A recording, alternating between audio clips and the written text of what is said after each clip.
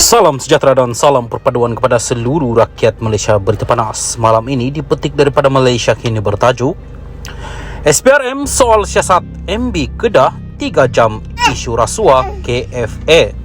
Berita penuh. Menteri Besar Kedah Muhammad Sanusi MD Nor hari ini berdepan siasatan selama 3 jam di Ibu Pejabat Suruhanjaya Pencegahan Rasuah Malaysia SPRM di Putrajaya.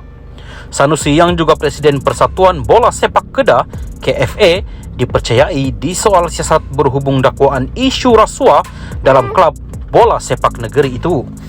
Dia dilihat meninggalkan Ibu Pejabat SPRM itu pada jam 11.37 pagi tadi setelah tiba pada jam 8.30 pagi, namun gagal ditemui media yang menunggu di luar pagar premis itu. Bernama memetik pengarah kanan siasatan SPRM Hishamuddin Hashim sebagai mengesahkan SPRM mengambil keterangan pemimpin PAS itu hari ini. Selasa lalu, SPRM mengesahkan akan memanggil Sanusi bagi mendapatkan penjelasan berhubung dakwaan rasuah lebih RM6 juta ringgit yang dikaitkan dengan KFA. Sabtu lalu, Naib Presiden KFA Muhammad Radhi Maddin dipetik media sebagai berkata, Ketua Pegawai Eksekutif Persatuan itu, Zulkifli C. Harun, bersama 3 individu lain telah direman oleh SPRM. Sebelum itu, SPRM memperoleh perintah reman 3 hari terhadap 4 individu berkenaan bagi membantu siasatan kes rasuah membabitkan lebih RM6 juta pada 2020. Kes disiasat mengikut Seksyen 16E-B Akta SPRM 2009. Menurut sumber, wang rasuah itu dipercayai sebagai balasan bagi membantu seorang pemilik syarikat mendapatkan tender projek pembinaan litar lumba dan projek mengurus, mengoperasi serta menyelenggara 5 loji takungan air di Kedah. Siasatan dijalankan SPRM selepas menerima laporan daripada kontraktor yang sebelum ini dijanjikan projek di negeri berkenaan jika menyalurkan dana ke akaun Persatuan Bola Sepak terbabit.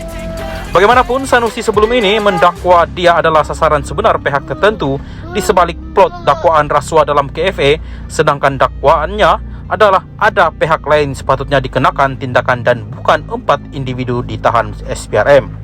Presiden KFA itu juga mendakwa penahanan 4 individu termasuk Ketua Pegawai Eksekutif Persatuan Bola Sepak itu sebelum ini hanya sebagai aksesori untuk mengada-adakan kes bagi menganiaya mereka.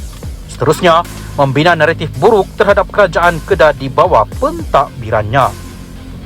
Sekian berita, salam Malaysia Madani. Salam sejahtera dan salam perpaduan kepada seluruh rakyat Malaysia terkini dari Mahkamah. Najib tak maklumkan Kabinet Bon AS 3.5 bilion dolar. Berita penuh.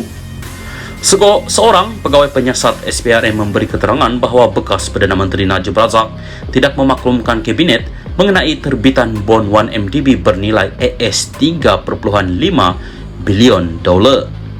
Nur Aida Arifin memberitahu Mahkamah Tinggi Kuala Lumpur petang tadi mengenai perkara yang didakwa dilakukan Najib berhubung penglibatan 1MDB dalam pengambil alihan 2 pengeluar tenaga bebas IPP Tanjung Energy Holding Sendirian Berhad TEHSB dan Genting Senyen Sendirian Berhad.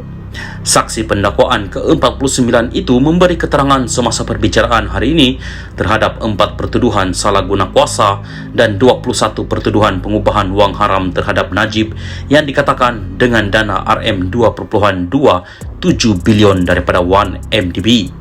Najib sebagai Menteri Kewangan tidak memaklumkan Kabinet berhubung pengeluaran bon AS 3.5 bilion 1MDB, sedangkan sebenarnya obligasi pinjaman sebuah MKD syarikat milik Menteri Kewangan diperbadankan 1MDB akan memberi impliksi kepada keuangan negara. Kementerian Kewangan tidak mempunyai sebarang pengetahuan mengenai terbitan 2 bon itu yang masing-masing bernilai AS 1.75 bilion untuk pemperolehan TEHSB dan Genting Senyen, kata Nur Aida kepada Hakim Perbicaraan Colin Lawrence Quera. Berhubung bantahan oleh Peguam Bela Utama Muhammad Syafiee Abdullah mengenai dakwaan cakap dengar dan keterangan pendapat, Nur Aida memberi keterangan bahawa Najib didakwa menguruskan 1MDB menggunakan pendekatan top down. Saksi itu mendakwa siasatannya menunjukkan perkara ini apabila Najib menandatangani 2 resolusi bertulis yang dibentangkan dalam bentuk resolusi pekeliling pengarah DCR yang perlu ditandatangani oleh Lembaga Pengarawan MDB berhubung pemerolehan dana TEHSB dan genting San Yen. Pengambil alihan IPP membentuk fasa kedua daripada 4 fasa yang didakwa berlaku antara 2011 dan 2014 dan didakwa mengakibatkan berbilion ringgit diseleweng daripada Wan MDB.